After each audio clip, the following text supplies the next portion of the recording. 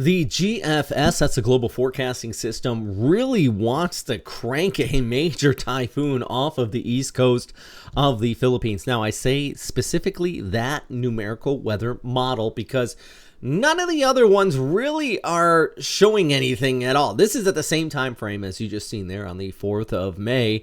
This is the ECMWF. Not really show much of anything here. We can even switch this over. How about we go to the icon model by the 1st into the 2nd. Does have a little bit of a low off of the west coast of the Philippines. My point is there is some disparity in the extended guidance out here, but we are still tracking that low to medium chance of something at the very least developing. Could be a low pressure area, maybe even a tropical depression. I think if there's a couple different varieties of something that could develop here. And let me explain. First off, for example, the left side of the screen here, that is the ECMWF, kind of showing something trying to develop. If this area that is towards the southeast of Mindanao, being dubbed Invest 99W, decides it's going to track off towards the north and west over the Philippines, it's not going to have much time to develop. It would be a much needed rainmaker for parts of Visayas. If it stays offshore and kind of skirts the coast and gets more time over those very warm sea surface temperatures of the Philippine Sea, then we could be looking at maybe a stronger storm system. Now, let's first off go to our fantastic graphics here from Metro Weather's Weatherscape and give you an idea of where this convection is. It's located just around Palau over towards Yap, almost part of the intertropical convergence zone out here. And with this latest, satellite loop, you're seeing it's not much organized, kind of tapping into that moisture from the south, and then you see where this originates from and pulls off towards the north there. But at least at this time, we're not seeing a defined low-level circulation. Yeah, it's being dubbed an invest area, but it's not a tropical depression or an LPA at this time, or if it is an LPA, it's a very weak one. I'm not really seeing a defined low-level circulation on ASCAT imagery. It's a likely LPA. GFS is by far much more aggressive, and like I said, I'm bringing much-needed rainfall, but the big thing with these forecast, and I'm trying to put out 2 a day now that we have an NVIST area here, is that you want to continue to check back in for updates. So here's a look at the ECMWF. Our guidance here with Metro Weather uses strictly ECMWF, showing this moisture kind of moving across the Philippines. We kind of see a low-level area try to develop over towards Palawan, but in general, it's a big rainmaker based on the operational guidance, kind of moving off like that.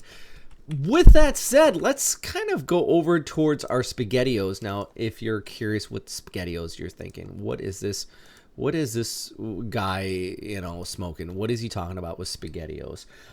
Not talking about the Campbells here. I'm talking about our ensembles. Now, ensembles are great because they give us a good idea of what we're kind of looking at here in the extended forecast as far as the guidance confidence is concerned. And you can see here at the GFS, this is by the first heading and the second. See every single one of these circles? This is basically an individual model kind of trying to, within the operational model, saying, where it thinks this is going to go. And basically, the GFS is pretty confident that this is going to stay east of the Philippines. Now, that's one model. Look at the ECMWF, or I said the GFS is going to stay east of the Philippines. The ECMWF has a lot of confidence of something blowing up west of the Philippines. Well, that's interesting. And this is why we look at not just one specific model when we're making these forecasts. We try to compare between the two, and even you see here what the GFS is showing. Let's even take a look at the Canadian model. The CMC kind of tries to spin something up west of the Philippines as well. So this is why we look at the ensembles, we look at the spaghetti plots here, and we try to reaffirm that this is not by any means a forecast. Like people have already asked, is this the final forecast? My goodness, no. What we really need to happen here is get a low-level circulation try to develop here south and east of Mindanao, and then if we get that, we'll start to get some more concrete low-level circulation, and then we can get a more concrete forecast. But like I said, the main points is that I do anticipate some definitely increase in rainfall here across the Philippines.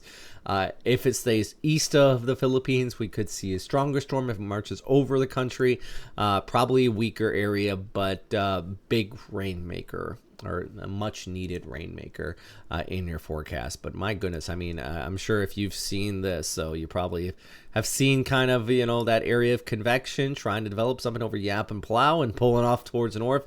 This would be a classic, by the way, if this did happen.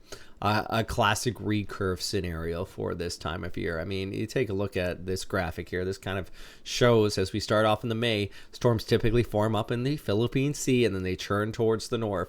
And they look at our classic climatology compared to what the ensembles are saying. You're okay. Things are starting to make sense as far as climate and kind of what that long range output is showing at this time.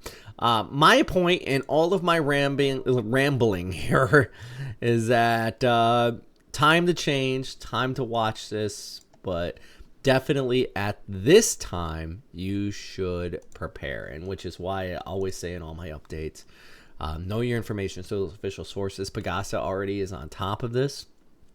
I'm not an official source, nor am I saying watch YouTubers and Facebook, because I've already seen some Facebook posts saying, look at the GFS, it's death and destruction. I have not said that.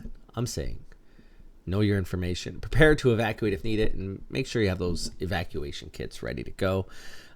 Now is the time of year, you know, just be ready, guys, and make sure you know your zone. I know that sounds silly in the Philippines, and I've already had a few people say, well, we're Filipinos, because every time, especially people who are new to the channel, they see this face and they go, this guy has no idea what he's talking about.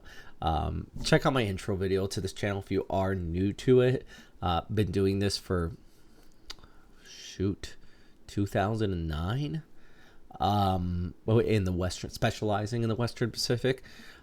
So I've lived all over here, forecasted, travel all across Western Pacific. I would hope I know what I'm talking about more so than a random Facebooker at this point that just happens to have a different skin tone than me. My point is, I try not to hype things up here, and hopefully I'm helping to inform you guys here as well as we take a look ahead over the next few days. So yeah, let's make sure you're ready, prepared.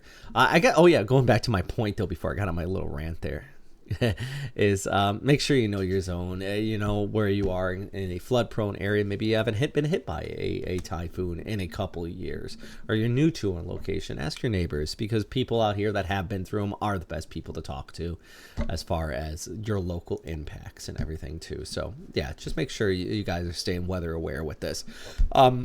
If you do want to support this channel and you do want to support somebody with you know, a nice foreigner here that's been forecasting these things for the last 15 plus years, check out our Patreon. Link is down below, or you can subscribe to our YouTube channel, and also sign up on YouTube. You can help us out.